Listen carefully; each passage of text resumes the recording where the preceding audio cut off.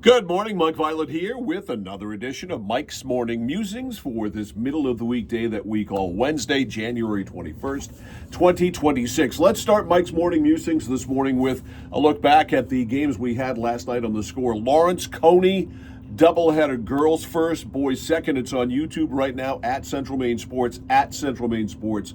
Please go and subscribe. Girls win the first game 53-37. Lawrence girls win the first game 53-37. It would help if I would identify which girls. Maddie Provost, 16 points in the second half, finished with 25. Ashley Shores, her running mate, had 14 points, 8 rebounds. So those two with 39 points of the 53. A little bit more scoring for Lawrence. Not a lot, but a little. And this is what Lawrence needs. If Lawrence is going to have an impact in the tournament, in Maddie Provost last season, in Ashley Shores last season, somebody else has got to step up. The rest of the team sort of did last night, but I still think they need more. And the reliance on Provost, obviously you're going to do so. She's a superstar, and as most people know, she's headed to Holy Cross on a full scholarship, a well-deserved full scholarship. She can take over a game. She's a little banged up right now, though. And Lawrence turned the ball over 23 times in this game. They had 12 in the first half, 11 in the second half. You just can't do that if you're going to be successful in the tournament. Then there's the boys game. And the Lawrence boys played about as well as they could play in the second quarter. They outscored Cony 20-6, and they led by 11 at halftime. It was 35-24. At the half, but they got smoked in the third quarter, 24-7. And Jackson Kay, who fell into Cony's lap, he transfers from Oceanside. His family moves to Augusta, comes in, and Kay joins Morin, he joins Brathwaite, he joins the whole crew. That's a big, deep lineup that Isaiah Brathwaite has. Oh, and did I mention Carter Brathwaite?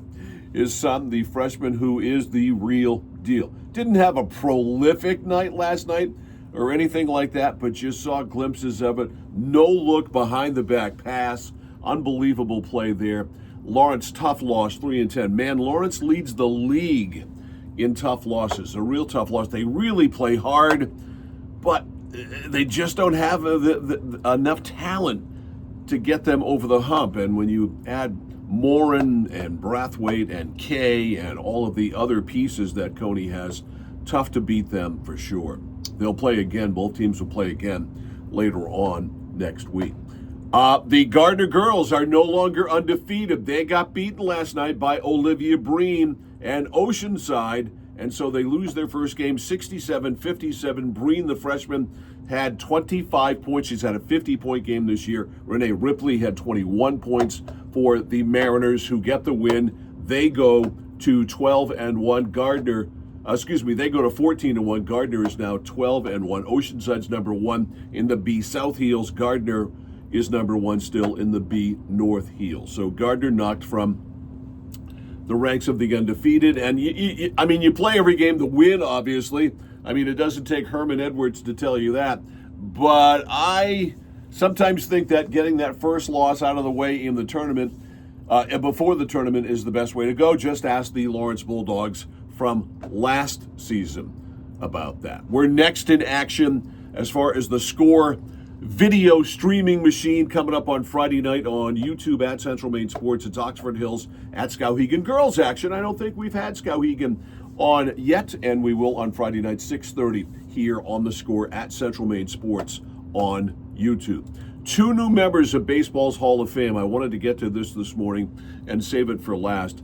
Andrew Jones, it was Center Fielders Day yesterday. Andrew Jones is in the Hall of Fame, and also Carlos Beltran is in the Hall of Fame. So apparently the voters for the Hall of Fame have decided that it depends on what you cheated at when it comes to getting you in or not in the Hall of Fame. Carlos Beltran, one of the masterminds of the 2017 Astros cheating scandal. That came out in the report. He was as guilty as Alex Cora. He was as guilty as A.J. Hinch. He was as guilty as those 3 or 4. But he got 84% of the vote, and he's now a member of the Hall of Fame. Andrew Jones got 78.4% of the vote. And I mention this because Manny Ramirez, the greatest right-handed batter of his generation, did not make the Hall of Fame. He got 38.8% of the vote. So this is his 10th and final time on the contemporary baseball era committee. So he will go now to that veterans thing, but they've decided that, banging the covers of garbage cans and other ways to cheat is okay. The PEDs, well, not so much. I don't understand it. This is why I've totally let everything go when it comes to the PEDs. I think to differentiate, to have cheating on a scale of what was the so-called worst kind of cheating and the best kind of cheating, if you will. And apparently the best kind of cheating is banging on trash cans and illegally sending signals and maybe wearing electronic devices if you're Jose Altuve. That's okay. Taking PEDs, and Manny got busted, 2-3 times. He knew what he was doing. I get all of that. I don't know anything about PEDs or anabolic steroids or anything like that, but I don't think they help you have the hand-eye coordination to hit a baseball. I think that's supremely important here.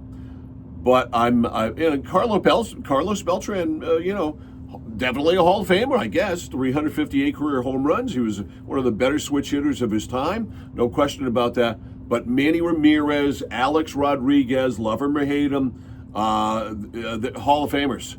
They've got to be in the Hall of Fame. And the Hall of Fame should come out and have some stringent guidelines for this cheating stuff.